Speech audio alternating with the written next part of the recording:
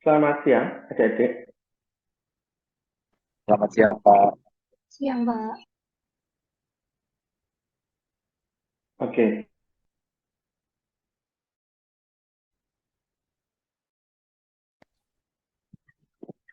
baik adik-adik, terima kasih banyak sudah pelaksanaan kuliah operasi konstruksi minggu ke-12 pada hari ini, hari Jumat, tanggal 18 November 2022. Ini adik-adik, uh, sebelumnya mohon maaf karena terpaksa kita selenggarakan secara online, ya, dan jamnya kita menunjukkan adik-adik. Walaupun memang semenjak awal kemarin waktu kita ada permintaan untuk dipindah di hari Jumat, kita juga sempat pesimis sebetulnya. Sudah Jumat jam 4 pula, ya. Dan memang realitanya beberapa kali terpaksa dilaksanakan secara online, jadi ya. Dan kadang saya ada di Surabaya, kadang saya di luar Surabaya. Tapi itu oke, jadi semoga tidak menurunkan semangat dan kualitas dalam kuliahnya. Karena sebetulnya kita selama 2 tahun yang lalu sudah pernah mengalami kuliah online, ya. Jadi kalau untuk kuliah tertentu yang mungkin tidak sampai 25% diselenggarakan secara online untuk mata kuliah di JTS yang kalian ambil, ya saya harap masih bisa kita selenggarakan secara efektif dan efisien, ya. Dan sebetulnya kadang kala itu saya ingin memindah di lain hari, jadi dan lain jam, tetapi juga sulit ternyata. Ya. Sulitnya adalah ya karena memang kalian semua beda jadwal, ya, sudah full dengan jadwal adik-adik, dan untuk memilih dari satu pun juga sulit karena untuk di sipil itu juga tidak mudah. Ya. Jadi ya oke lah, kita selenggarakan secara online. Baik, kemudian terkait kuliah ini, saya mau izin untuk melakukan share screen dulu adik-adik ya.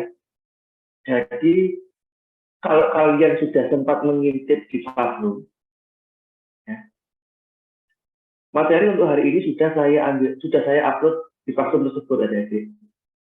Nah, dan memang ya saya ingatkan bahwa memang mata kuliah operasi konstruksi ini adalah gabungan dari sebagian materi di mata kuliah perawatan dan metode konstruksi di kurikulum yang lama, dan juga gabungan dari sedikit materi baru, ya, dan gabungan dari sedikit materi mata kuliah KTL. Jadi memang itulah yang kemarin kita sempat diskusikan ketika kita mencoba menyusun kurikulum. Ada beberapa materi yang kami rasa cukup wajib untuk dipahami untuk calon mahasiswa S1, calon sarjana S1 adik-adik, ya.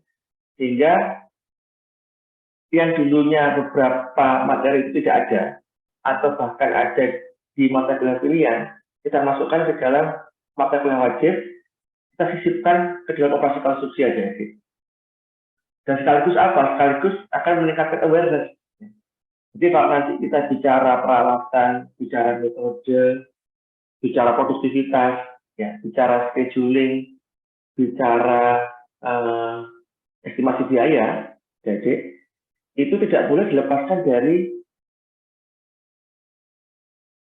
K3L terutama. Ya. Di minggu lalu mungkin sudah kita membahas mengenai manajemen risiko, ya, berupa latihan soal pada salah, jadi saya sengaja membuat latihan soal agar kalian memaksa kalian untuk membaca dan mencari tahu, ya. Tapi nanti apabila ada yang kurang jelas, adik-adik itu mohon disampaikan ya. Jadi nanti mungkin kita akan ada sesi khusus untuk mendiskusi hal itu. Apabila memang ada permintaan dari kalian dan Anda rasa kurang untuk sekedar mengerjakan tugas dan butuh untuk didiskusikan, monggo silakan. Tetapi untuk hari ini saya fokus dulu ke materi selanjutnya, adik-adik terkait hazard, terkait K3L, terkait oleh risiko ya nantinya. Karena apa? Saya intinya mengejar beberapa materi yang penting dulu, saya sampaikan. Nanti untuk materi-materi yang pendukungnya akan saya sampaikan kemudian, adik-adik, atau mungkin saya bisa memberikan materi yang bisa Anda pelajari secara mandiri. Ya. Dan nantinya materi ini akan menjadi tugas, ya, tugas bagi kalian adik-adik. Kita belum tahu apakah nanti ada UAS atau tidak. Biasanya kalau saya mengajarkan operasi konstruksi K3L dulu, di mata kuliah pilihan, saya nggak ada UAS adik-adik, karena memang mata kuliah pilihan ya, jadi lebih fleksibel. Cuman sekarang ini adalah menjadi mata kuliah wajib sebagai operasi konstruksi. Itu ada kelas lain yang juga melakukan kodenya yang sama. Nah, artinya nanti apakah ada kesepakatan untuk mengadakan UAS tertulis atau bisa dijalankan oleh tugas berkelompok adik-adik, atau keduanya mungkin tugasnya iya, kemudian UAS-nya iya. Nah, untuk mencegah apa namanya load yang terlalu tinggi adik-adik, ya mungkin ya kalau saya nanti semoga ingat, kalau ada tugas mungkin akan saya kumpulkan di minggu ke-15 atau sekalian di minggu ke-17 saja, ya, dengan asumsi siapa tahu nanti di minggu ke-16 ada UAS tulis di kelas offline untuk 2 kelas sekaligus. Tapi mungkin bisa jadi nggak ada UAS juga, karena kan beda hari. Ya. Kelas yang satunya bukan hari Jumat, kelas kita dari Jumat. Oke, kita lanjut ke materi adik-adik. Jadi kita membahas mengenai hazard ya di sini. Nah, nanti akan ada beberapa definisi adik-adik yang perlu kalian itu pahami secara lebih mendetail ya. Karena seringkali di luar sana banyak orang yang mencampur adukkan definisi hazard dan risiko. Tetapi memang perlu diakui ya, di beberapa buku pun itu memang tidak bisa sama persis adik-adik. Jadi nggak terkait risiko saja, tidak terkait itu K3L saja adik-adik. Terkait apapun itu, harus baca buku A, buku B, buku C, itu nggak sama persis. Tapi it's okay. Ya. Karena memang kita tidak menghafalkan itu. Tapi kita lebih ke arah menyelami dan memahami definisinya adik-adik. Nah, nanti juga ada di beberapa buku lain itu ada source. Ya, jadi ada source, ada hazard, ada itu risiko. Jadi, nah, secara definisi seperti ini Bu Nini.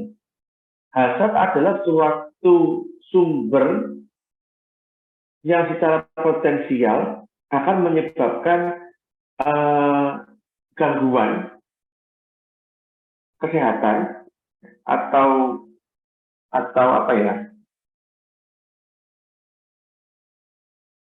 Hampir apa kalau Indonesia ini? Ya mungkin apa ya? Semacam luka, semacam terkena dampak yang tidak ada ya. Jadi suatu sumber yang akan menyebabkan gangguan terhadap kesehatan maupun keselamatan dari orang per orang ataupun banyak orang. Jadi, itu hazard. Jadi kalau kita tidak definisi dulu ya.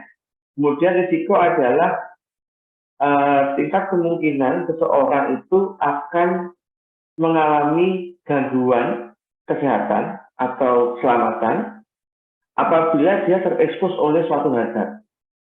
Oke. Kalau tidak pakai contoh, saya rasa kalian akan sulit untuk memahami. Adik-adik. Itu saya dulu aja ya, adik-adik.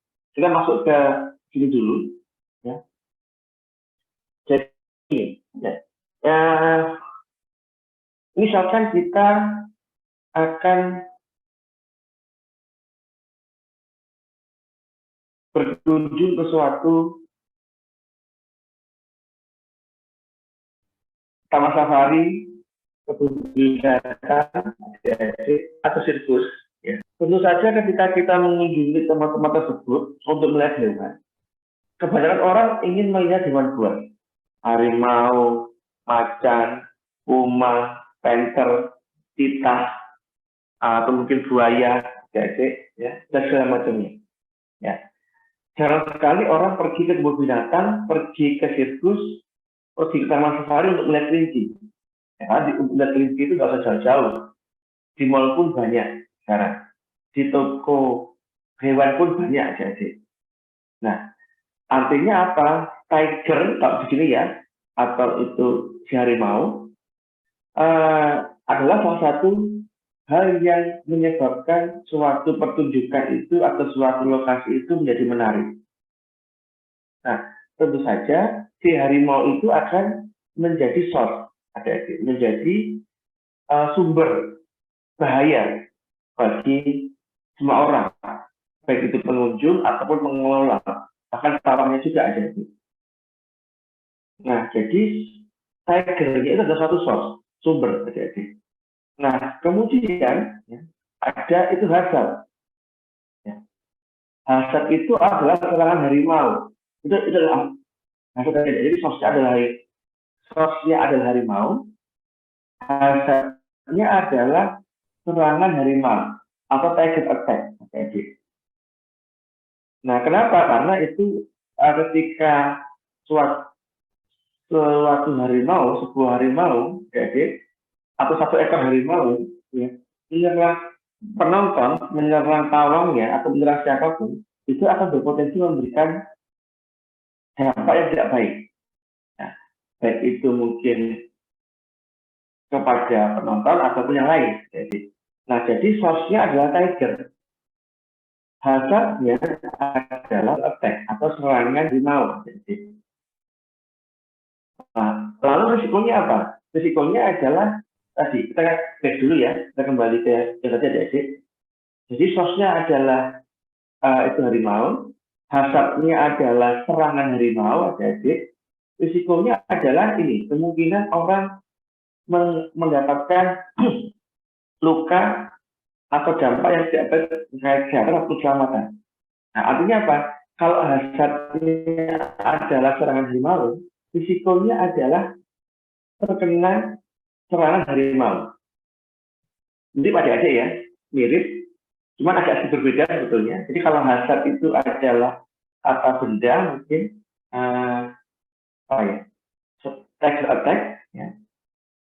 Risikonya adalah risiko itu muncul apabila kita terekspos adik-adik. Ini health effect is exposed to a hazard. Apabila kita terekspos oleh hazard tadi. Nah, sebenarnya begini, adik. Tadi tiger itu source, ya. Tiger attack adalah hazard, adik-adik. Dan mereka ada di kebun binatang misalnya. Tetapi kita di rumah posisinya, adik-adik. Jadi misalkan gini, kita di kampus ya, di Sukolilo. Kemudian kebun binatangnya itu di daerah apa namanya? Itu Wonokromo, adik-adik ya, di Surabaya. Nah, source-nya ada harimau, hasadnya ada, serangan harimau adik-adik. Tetapi kita tidak menerima risikonya karena kita berlokasi di kampus, di ITS, di Sukolilo misalnya. Nah, artinya apa, risiko itu akan muncul ketika seseorang ya itu terekspos oleh hazard tadi. Jadi ketika kita yang dari Sukolilo, kemudian kita ke Wonokromo, masuk ke KPS, jadi itu kebun binatang Surabaya misalkan, kemudian kita mendekat ke kandang harimau ya, dan coba berinteraksi, itu artinya kita ada risiko untuk mendapatkan serangan harimau.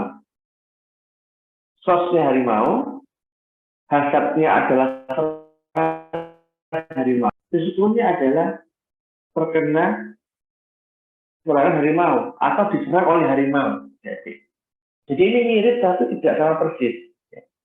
Jadi artinya nanti adik-adik kalau ada tugas atau mungkin Anda mengerjakan assessment untuk TA, untuk proyek Anda di luar ITS nanti, ya, itu mohon dibedakan. Karena seringkali sampai saat ini pun adik-adik, ketika saya melihat beberapa risk analysis atau risk assessment dari beberapa BUMN pun, ya, beberapa dari konsultan besar pun, yaitu kadang-kala terhadap dari risiko itu agak kita perbautkan.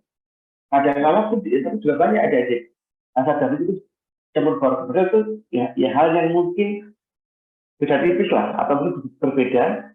Jadi mungkin dalam nanti kita membuat kalimatnya juga harus berhati-hati. Oke, sekali lagi ya, triggernya ini adalah source, ya. Trigger attack ini adalah hazard, jadi ketika kita terekspos oleh hazard, maka kita memiliki risiko diserang harimau. Ya, pada risiko aja. Nah, nanti pertanyaannya adalah tentu saja, jadi sebisa mungkin kita tidak mengalami risiko itu. Karena kenapa Pak? Tadi risiko itu akan berdampak. Jadi kalau kita bicara risiko secara umum, itu dampaknya bisa positif, bisa negatif. Contohnya adalah misalkan fluktuasi harga material dalam suatu proyek adik-adik. Kadang naik, kadang turun, ya. Dan itu bisa berdampak positif, bisa berdampak negatif terhadap cash flow proyek kita. Nah, dalam konteks K3L, risiko itu selalu berdampak negatif. Jadi, ketika ada seorang pengunjung kebun binatang, serang harimau, dampaknya apa? Ya mungkin kena cakar, mungkin kena gigit, mungkin dimangsa, mungkin itu terbunuh, adik-adik dan sebagainya.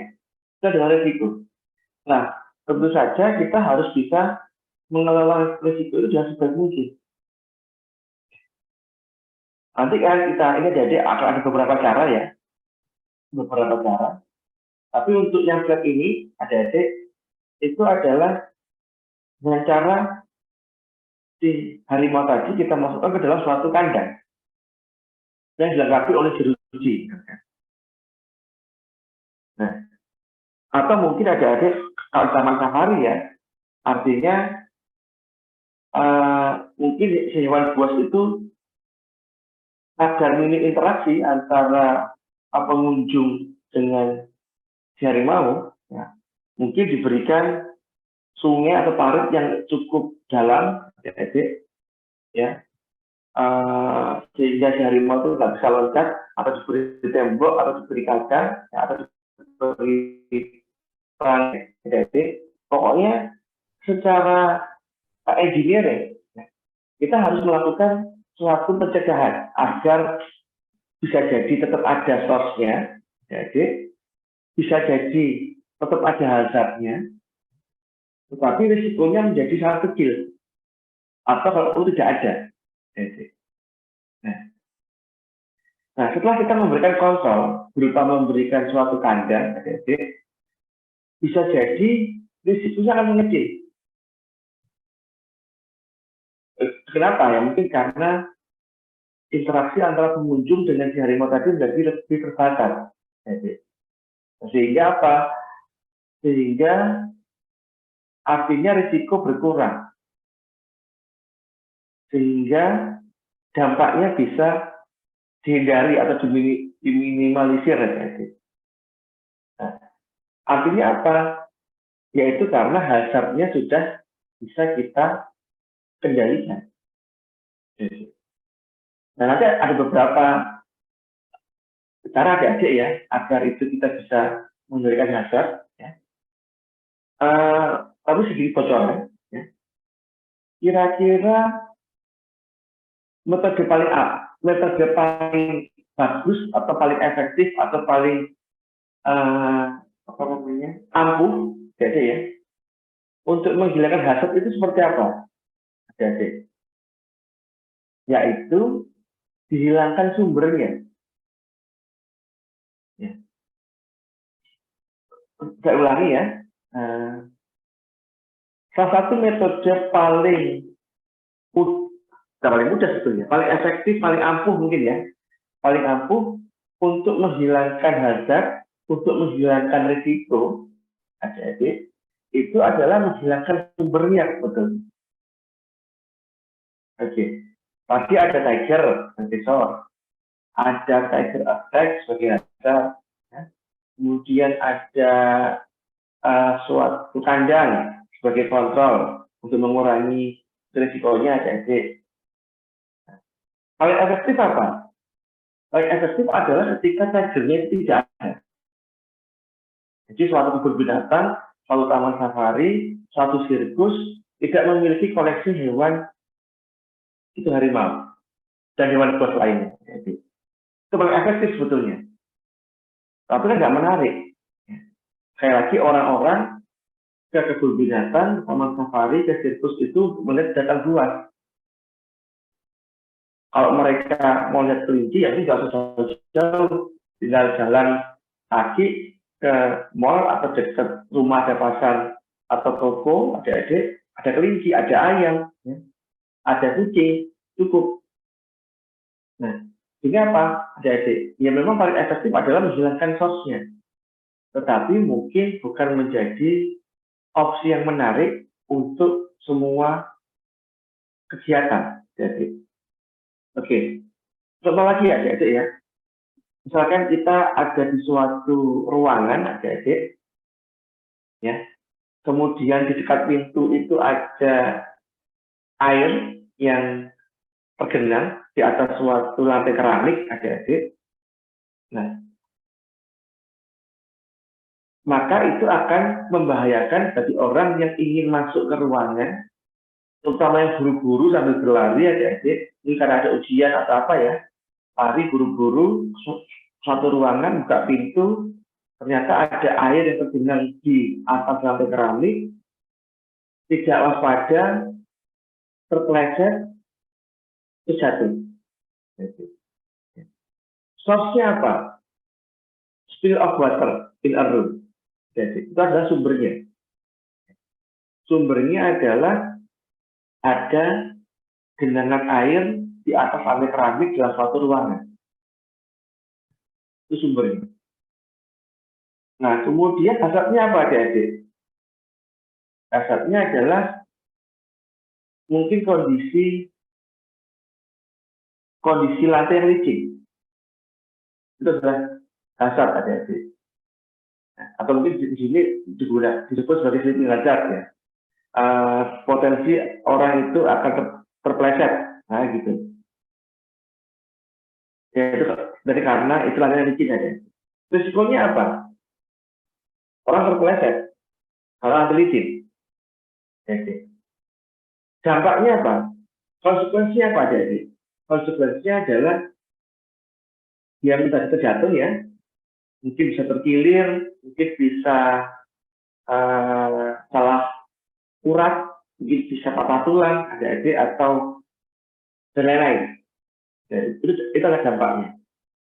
Nah, artinya apabila kita ingin menghindari dampak, apabila kita ingin menghilangkan risiko, adik-adik, maka yang paling efektif apa? Dihilangkan source-nya. Jadi kita ambil tisu, mungkin ya, atau kita ambil lap atau kain tebal, adik-adik, atau kita mengambil peralatan untuk ngepel, kita hilangkan airnya, adik-adik, sehingga source-nya hilang, sehingga kondisi lantai yang licin itu hilang, adik-adik, dasarnya hilang, sehingga risikonya hilang, sehingga dampaknya tidak terjadi. Itu yang paling efektif. Kita hilangkan sumbernya. Nah, tapi bisa jadi, ya, kita nggak punya tisu, kita nggak punya kain yang bisa menyerap air, kita nggak menemukan alat pel, misalkan juga petugas kebersihan sudah terlanjur itu pulang, ya artinya opsi untuk menghilangkan source tadi jadi tidak ada, misalkan ya. Ini artinya apa? Mungkin kita bisa mengambil beberapa ini apa itu cara lain, adik-adik. Gimana contohnya? Ya mungkin kita ambil kursi, kita ambil meja, kita letakkan di depan atau sekitar apa namanya cadangan air tadi, ya, sehingga nantinya tetap ada airnya, tetap ada source-nya, tetap ada hazardnya. Tapi risiko untuk orang tergelincir, terpeleset karena air sudah tidak ada, atau sudah berkurang. Jadi, kenapa? Karena sudah kita berikan physical barrier tadi, kursi atau meja tadi adik-adik. Jadi salah satu metode untuk mengurangi risiko nanti, atau untuk mengolah hazard adik-adik. Nah, tapi sebetulnya kadang-kala beberapa opsi itu akan menimbulkan hazard baru atau risiko baru adik-adik. Kenapa? Karena tadi kita taruh kursi, taruh meja, gitu ya, di suatu tempat yang tidak biasa misalkan, kemudian tadi tetap ada orang yang terburu-buru masuk ke dalam satu ruangan, ya. Dan dalam mindset dia itu adalah di ruangan itu tidak ada, biasanya tidak ada kursi, tidak ada meja, jadi dia lari. Dia tidak menginjak air yang tadi tergenang di lantai keramik, tapi dia malah menabrak barrier tadi, menabrak kursi, menabrak itu meja misalnya. Artinya apa? Mungkin akan timbul risiko baru. Karena ada hazard baru. Karena ada sumber baru. Yang nantinya akan menghasilkan dampak baru. Gitu kan? Nah itu nanti kita perlu hati-hati. Jadi nanti ada beberapa metode untuk pengelolaan hazard adik-adik, ya, yang mungkin bisa kita yang bisa kita pilih, ya. Kira-kira cocok dan paling efektif untuk beberapa tipe tertentu. Oke. Jadi sekali lagi ada beberapa kasus ya yang kita bisa menghilangkan hazardnya, kayak tadi air di tapel, tetapi beberapa kasus belum tentu kita bisa menghilangkan hazardnya atau menghilangkan sosial tadi adik-adik. Karena kalau suatu pertunjukan, suatu kebun binatang, taman safari, sirkus, nggak ada tiger, nggak menarik. Oke. Nah,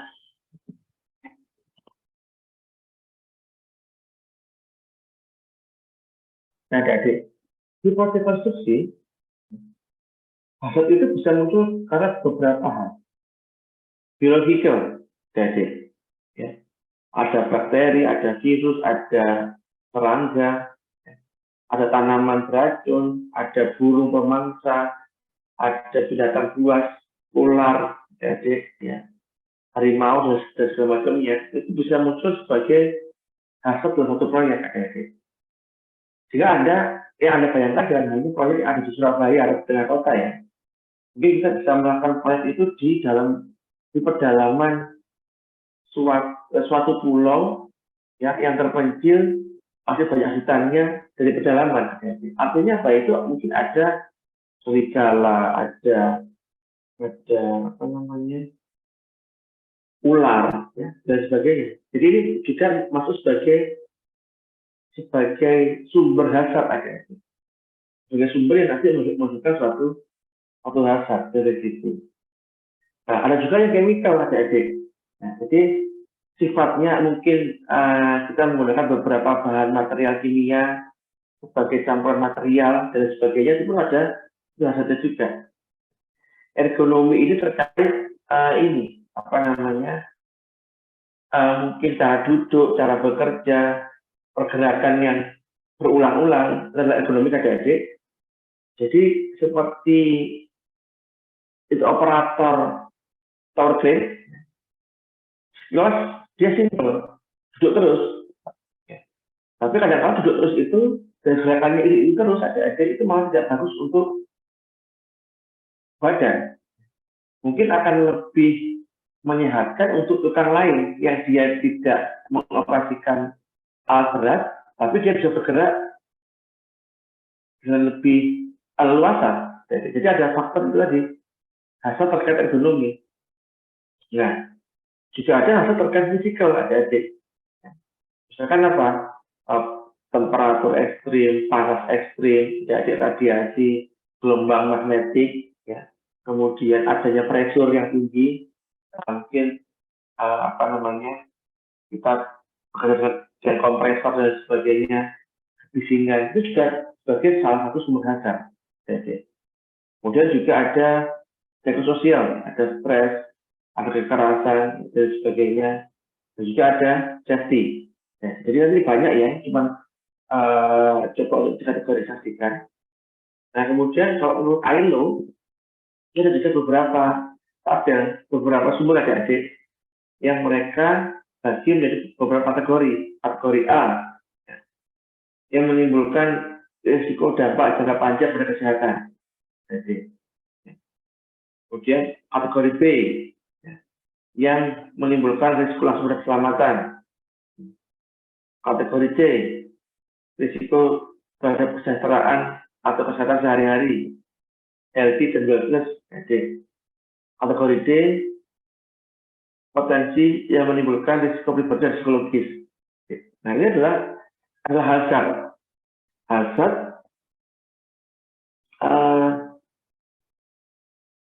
yang mungkin terjadi di walaupun kita bekerja, termasuk di konstruksi teknik sipil. Nah, kemudian ya ini kita baca adik-adik. Jadi sebetulnya hazard itu bisa muncul dimanapun, tidak harus di lokasi proyek adik-adik. Bahkan kadang kita ke Sakinah, ke Superindo, ke Hypermart, itu pun juga ada hazardnya sebetulnya.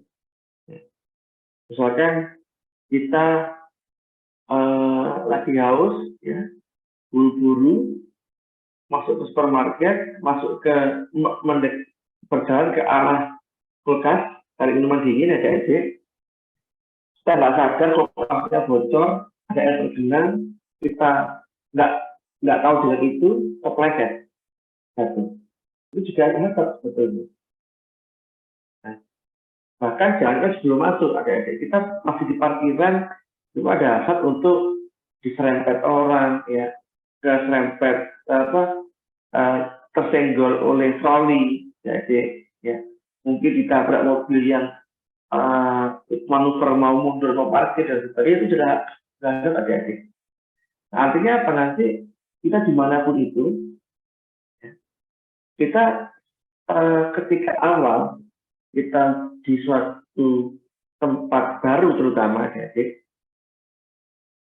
kita harus secara otomatis mengenali hazardnya, ya adik-adik, dan nantinya mungkin kalau memang itu ada kejadian kedaruratan, sebisa mungkin kita juga untuk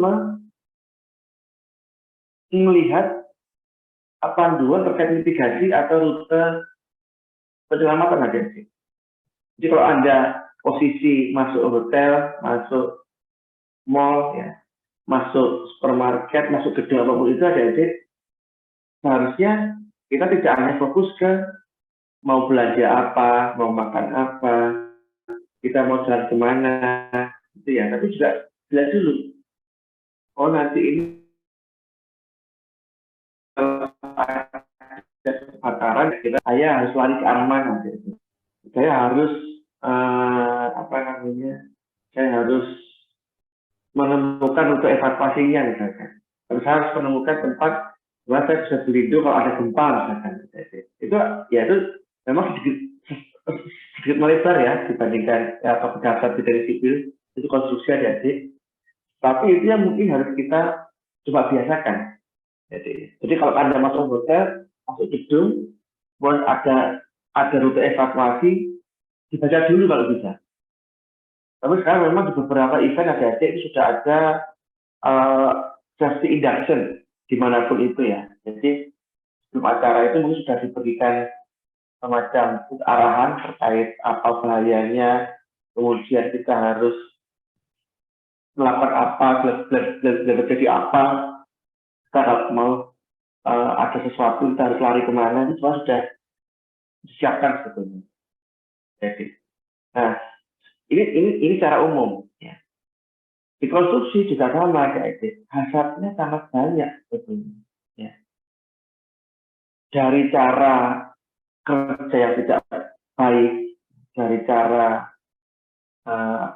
dari mungkin unsur materialnya yang tidak baik, dari SOP yang tidak ada atau SOP tidak dijalankan, jadi cara menghandling material, cara menaiki suatu platform, cara mengangkut barang, cara menaiki tangga, jadi ya. Belum termasuk nanti lokasinya tidak bersih, banyak sampah, banyak jajaran peralatan dan material, dan sebagainya. Di gambar ini sudah cukup banyak ya. Ini tidak perlu saya jelaskan satu persatu ya. Kalau ada jeli, hazardnya lebih dari puluhan ada di belasan ya. Banyak sekali hazardnya.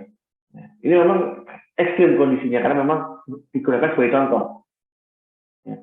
Atau mungkin juga karena penggunaan seragam atau penggunaan baju yang sekedarnya atau tidak pada tempatnya adik-adik itu juga berpengaruh terhadap itu hazard dan risiko nanti.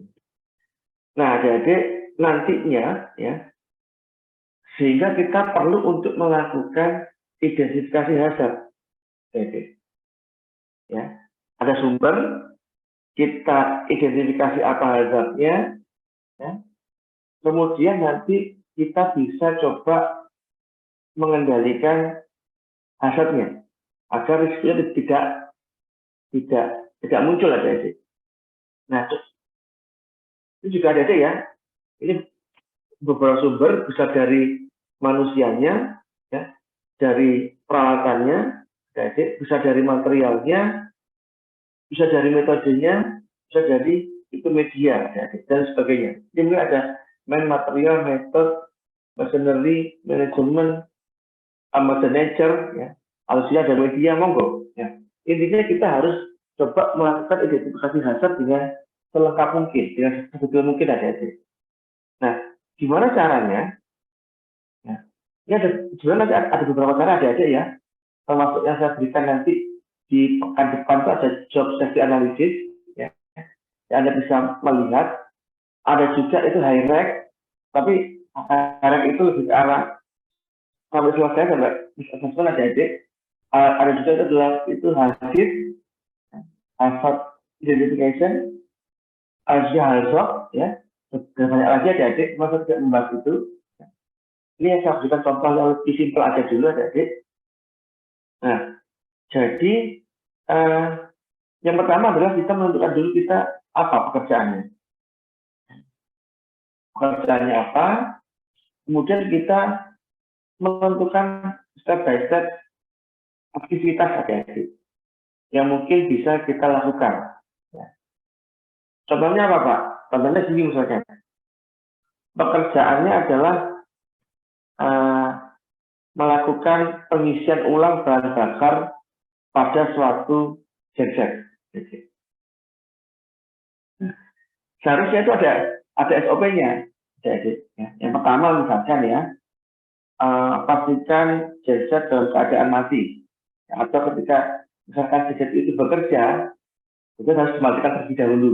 Itu yang pertama. Kemudian lokasikan genset di tempat yang rata. Jadi, ya. Yang kedua, yang ketiga, ya, misalkan kita buka membuka tutup tangkinya dengan hati-hati. Untuk genset yang masih bekerja, mungkin kita pelan-pelan dan hati-hati dengan adanya tekanan dari dalam, karena itu bahan bakarnya cukup panas hati-hati ya. Nah, kemudian apa? Kita tuang solarnya ke dalam tangki. Oke. Itu gunakan corong agar tidak tumpah atau melebar atau tidak meluber adik. Terus pastikan diisikan sampai batas maksimal dan tidak itu meluber sampai keluar misalnya. Kemudian ditutup, kemudian dilap, kemudian biarkan beberapa menit, kemudian dinyalakan. Itu adalah step by step yang atomic SOP adik-adik dalam kegiatan pengisian ulang bahan bakar dalam satu genset. Ya. Sama aja nanti untuk beberapa aktivitas yang lain, ya, kita harus bisa menentukan dulu apa step A, step B, step C, step D sampai step Z sampai terakhir. Nah, di sini contohnya adalah working in clinic adik-adik. Jadi ada tenaga medis yang mereka bekerja di suatu klinik atau rumah sakit adik-adik yang secara umum mereka melakukan ini. Aktivitasnya adalah misalkan menghandling pasien. Jadi ada pasien datang, ditanyain keluhannya, dicatat, ya. Kemudian mungkin mengambil sampel darah, mengambil sampel air liur, misalkan adik-adik, ya, dan melakukan pengecekan dari suhu tubuh, ya, detak jantung, ya, kemudian mungkin dari kondisi mata, kondisi tenggorokan dan sebagainya, adik-adik, ya.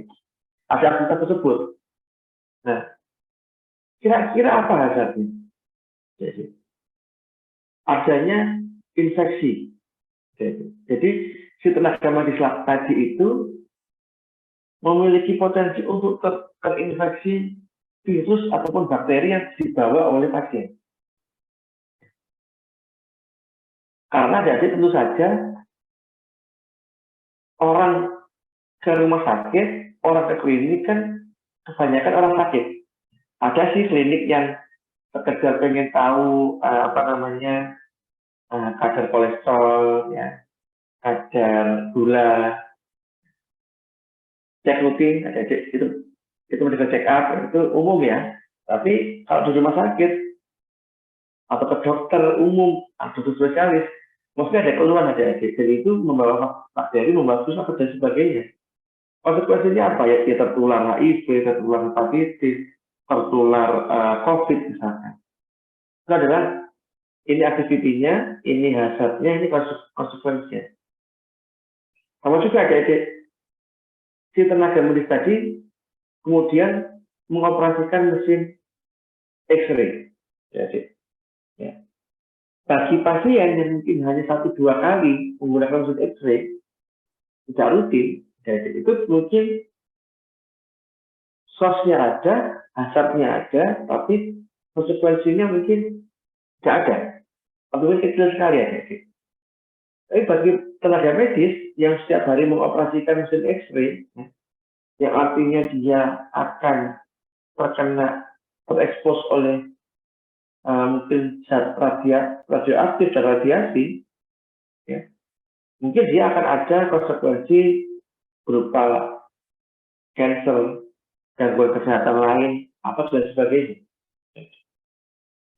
Kamu juga nanti dia harus menghandling pasien, ya, membantu duduk di kursi roda, membantu menaikkan ke ranjang yang beroda itu, apa namanya ya,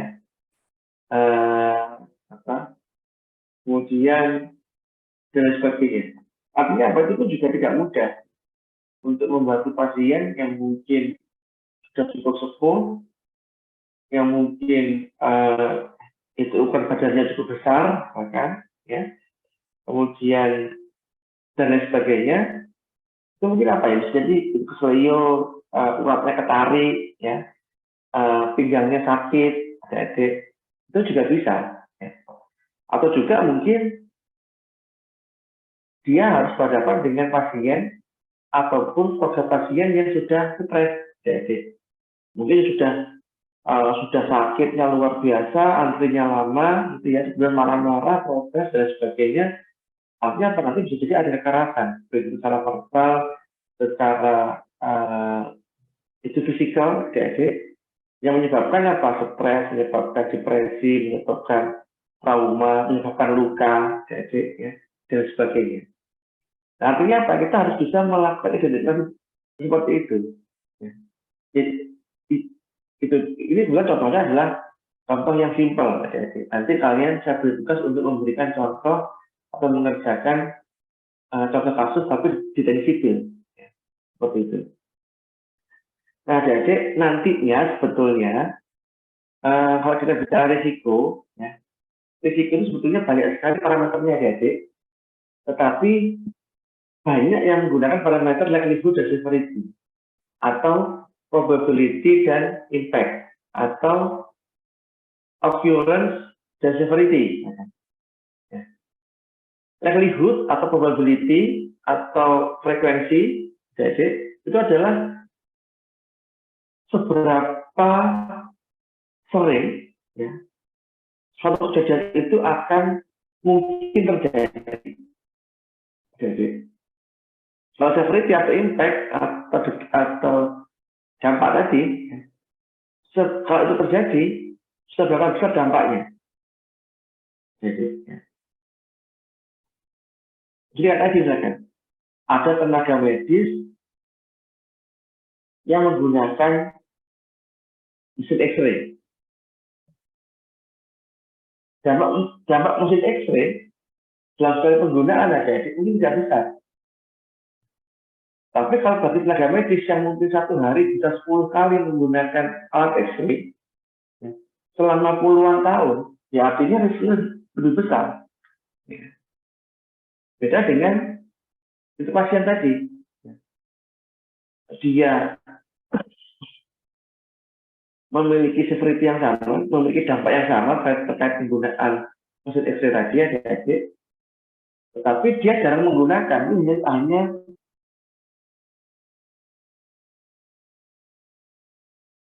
setahun sekali, mungkin hanya seumur hidup sekali adik-adik. Sehingga apa? Resikonya kecil. Sama juga ini ya, adik-adik, misalkan itu tukang cat di proyek adik-adik. Dan dia menggunakan cat semprot misalkan. Pakai spray, dia ngecat suatu profil baja atau logam. Atau itu sama dengan tukang cat mobil gitu. Nah, bagi kita yang jarang megang cat, kemudian di suatu waktu kita beli cat spray, kalau mungkin kalau dari daerah mungkin pilak adik-adik ya, semacam pilak seperti itu, kita menggunakan itu untuk mengecat, ya, maka dampaknya pun sama dengan tukang yang ngecat di proyek atau di pabrik. Nah, tapi karena kita cuma jarang-jarang, ya, belum tentu setahun sekali kita menggunakan cat semprot, ya, akan menyebabkan risiko yang berbeda dibandingkan orang yang setiap hari kerjaannya ngecat mobil, ngecat profil baja, besi, dengan cat semprot yang sama, maka akan terjadi perbedaan antara liquidnya dan severity-nya. Jadi ada beberapa risiko itu yang mungkin likelihood-nya kecil, severity-nya kecil, itu aman, relatif lebih aman, adik-adik. Ada yang likelihood-nya sering, severity-nya cukup besar, ya. Atau likelihood-nya cukup sering, severity-nya kecil, atau ada juga yang likelihood-nya besar, severity-nya besar.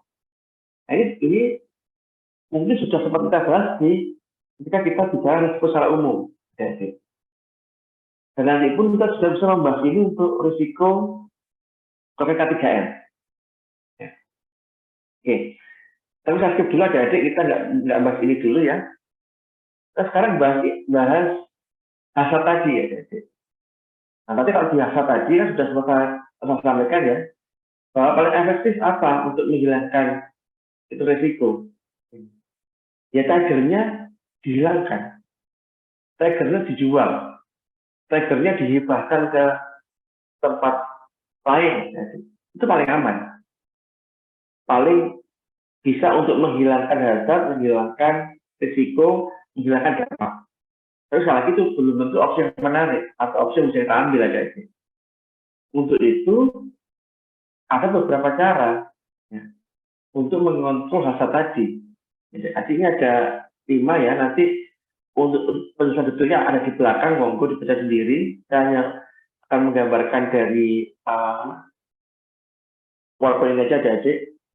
Ini ada 5 hierarki, ini ada hierarki adik-adik, 5 cara, 5 metode yang mungkin bisa kita lakukan ketika kita ingin mengendalikan hazard, untuk mengendalikan risiko, untuk mengendalikan dampak itu. Nah, pertama eliminasi, physically remove the hazard. Ya tadi, ada air tercecer suatu ruangan kelas di atas lantai keramik, menimbulkan hazard, risiko dan dampak, maka gimana? Kita hilangkan airnya, source-nya hilang, hazardnya hilang, kemudian risikonya hilang, dampaknya tidak mungkin terjadi. Nah, ini pun dalam level project, Ya tidak mudah juga adik-adik. Karena sekali lagi tadi hazard itu kan sumbernya banyak. Beberapa mungkin kita bisa eliminasi, beberapa tidak bisa. Itu yang harus kita kendalikan. Jadi, gini, nah, kita butuh lembur, kita butuh genset. Jadi, genset itu apa? Hazard dan risiko dan dampaknya banyak. Ya. Dari suaranya yang berisik, dari getaran yang dihasilkan, dari kemungkinan dia membuat kesetrum, dan juga sebenarnya dia banyak sekali. Nah, aku lembur tidak mungkin. Ya, artinya apa ya?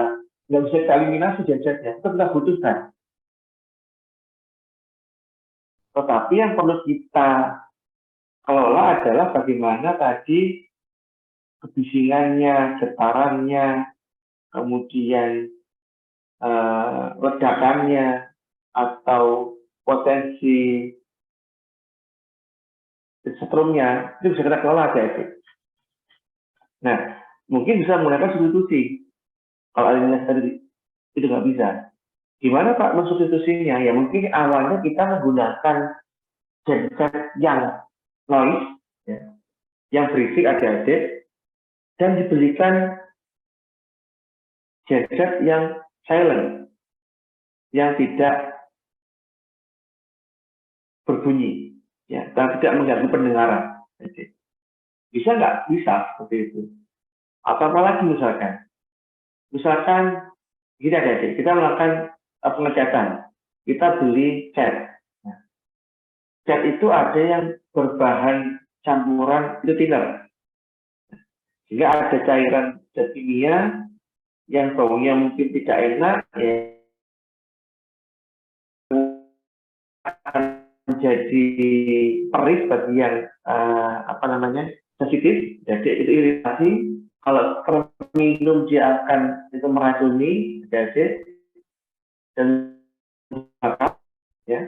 Tapi itu adalah campuran untuk cat, maka kita bisa menggantinya dengan apa? Dengan membeli cat yang bahan campurannya berbahan dasar air. Jadi, apa ada Pak? Banyak sekarang. Jadi tinggal kita beli cat satu kaleng misalkan ya, kita beri air keran atau air galon yang bagus, jadi kita campur, kita oleskan permukaan objek yang kita cat. Kita sudah mensubstitusi dari cat berbahan campuran kimiawi, thinner, menjadi cat yang berbahan dasar itu air, water base.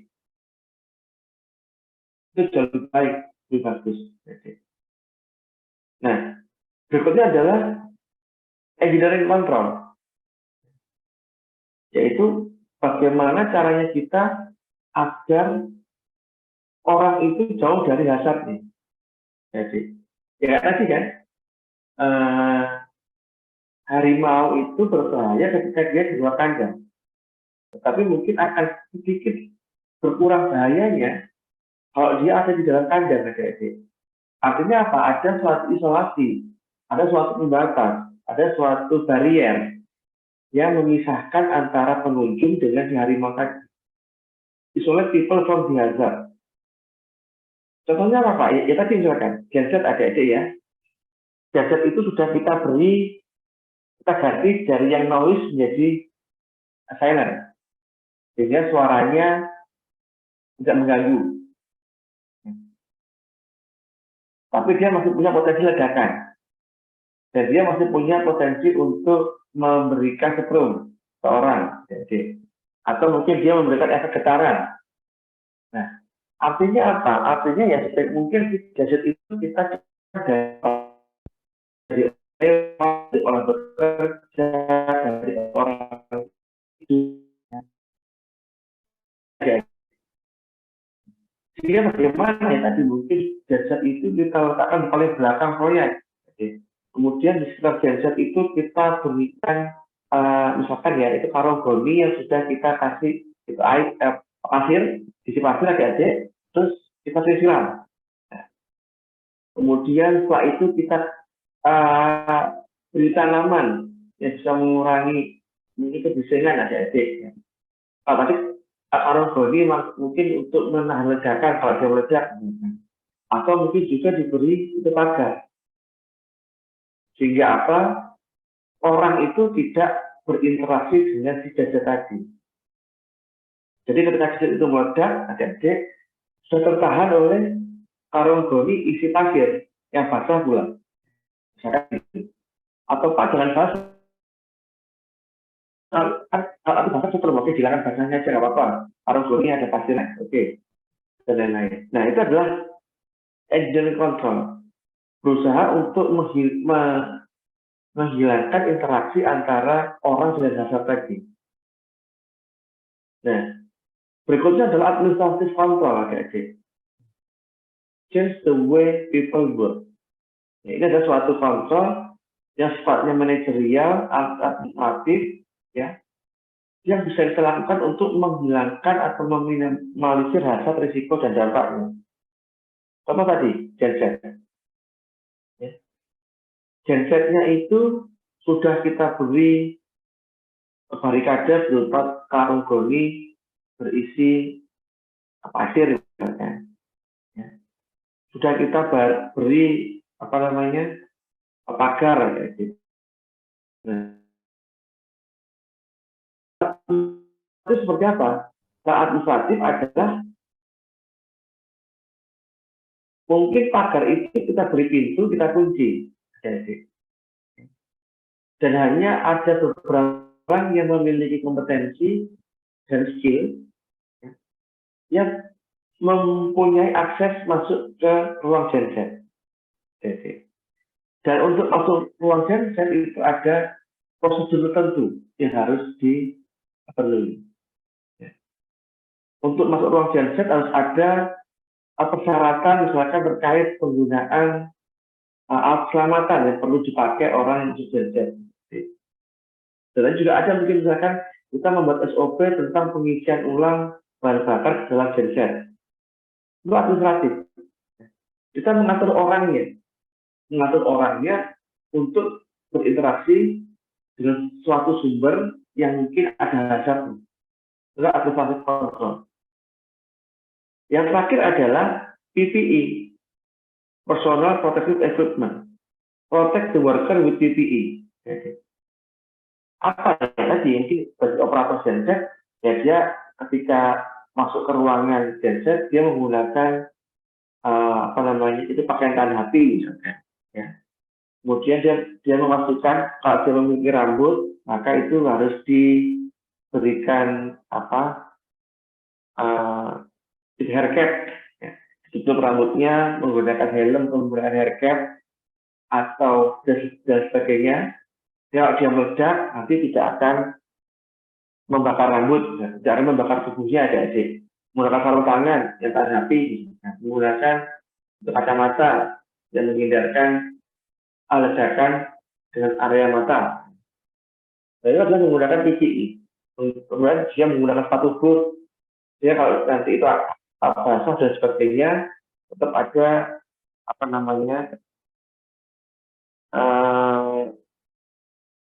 menghalang sehingga dia tidak tersetrum, adik-adik. Itu adalah PPE, Personal Protective Equipment. Nah inilah yang perlu kita nanti identifikasi. Sumbernya apa, hazardnya apa, kemudian kemungkinan risikonya apa, dampaknya apa, adik-adik, dan kemungkinan untuk mengolah hazardnya dengan cara apa. Eliminasi, substitusi, engineering control, administrative control, atau itu PPE. Yang paling efektif yang mana? Yang paling atas tadi. Ada harimau, kita hilangkan harimaunya, hazardnya hilang, risikonya hilang, dampaknya hilang. Mana yang paling tidak efektif, atau yang paling kurang efektif adalah penggunaan PPE. Itu adalah last choice adik-adik. Itu adalah adalah opsi terakhir. Karena nggak mungkin meminta pengunjung pengunjung sirkus untuk menggunakan itu pakaian tertentu. Jadi sulit. Ya. Dan sulit belum tentu mau, mungkin juga effortnya besar, mungkin juga budgetnya besar juga. Jadi itu ada yang mungkin bisa kita diskusikan pada minggu ini, hari Jumat siang. Ya. Ini ada beberapa, nanti ada penjelasan ya yang mungkin bisa kalian baca lagi dengan lebih detail. Ya. Saya tidak membacakan karena ini sifatnya tulisan. Saya yakin akan membosankan betul untuk kalau membaca tulisan. Tadi sudah saya berikan infografis seperti ini, sudah saya jelaskan satu persatu definisinya, sudah saya jelaskan dengan contoh adik-adik. Semoga cukup memberikan gambaran apakah itu source, apakah itu hazard, apakah itu risiko, apakah itu dampak, apakah itu asset identification, ya, apakah itu control measure atau dari out control yang bisa kita lakukan dalam menangani itu hazard adik-adik, dan juga sedikit materi terkait risiko. Jadi ini agak sedikit berbeda adik-adik ya. Jadi ada beberapa konsep yang mungkin tidak sama persis ya. Ada beberapa itu yang memang setelah ketahuan itu hazardnya, kemudian dilakukan risk assessment dulu adik-adik, ya, risk assessment, kemudian ada risk control atau risk response. Jadi risikonya apa, baru melakukan respon terhadap risiko. Ya. Metode yang lain, ya, ada yang tidak perlu menghitung risikonya, ya, tetapi langsung melakukan pengendalian hazard. Jadi kita belum mau risiko, sudah dipotong dengan pengendalian hazard. Kenapa? Dalam artian kalau nanti asetnya sudah bisa kita kontrol, otomatis risikonya pun juga nggak akan muncul, gitu kan? Tapi itu memang ada beberapa konsep yang tidak sama persis adik-adik, dan mungkin di PowerPoint tidak bisa menjelaskan secara detail terkait hal itu, ya. Soalnya bisa menyampaikan kesalahan. Cuman artinya nanti ketika kalian ada kegiatan untuk melakukan asset identification dan risk assessment dan juga asset control ataupun risk response adik-adik, ya, saya sarankan Anda untuk mencari literatur tertentu, ya, sehingga kegiatan yang Anda lakukan itu akan menjadi lebih detail adik-adik. Karena kadang-kadang ya, kadang-kala itu di PowerPoint itu kita mengumpulkan banyak sumber. Sumber A, sumber B, sumber C gitu ya. Tapi kalau nanti Anda melakukan assessment, baik itu dalam project, itu nanti bekerja, atau dalam menyusun TA, adik, ya, itu harus mengajukan lebih baik untuk mengacu ke lingkaran tertentu. Anda menggunakan apa nih? Menggunakan HIREC, menggunakan HAZIP, menggunakan risk manajemennya atau PMBOK, menggunakan itu ISO, menggunakan ILO, ya. Itu monggo. Banyak sekali, atau menggunakan ASNZS, adik-adik. Ya, itu banyak sekali standar yang mungkin bisa kalian itu pilih. Ya. Jadi sekali lagi kalau nanti ada pekerjaan kegiatan terkait hal ini, ya, ya jangan masuk ke PowerPoint, karena kadang-kadang PowerPoint itu adalah kita mengcompile, adik-adik. Mengcompile dengan literatur yang lebih spesifik. Menggunakan standar A atau menggunakan buku B atau menggunakan jurnal C, monggo. Itu akan jauh lebih terarah nanti besoknya. Baik, adakah yang perlu kita diskusikan untuk materi sore hari ini adik-adik? Monggo.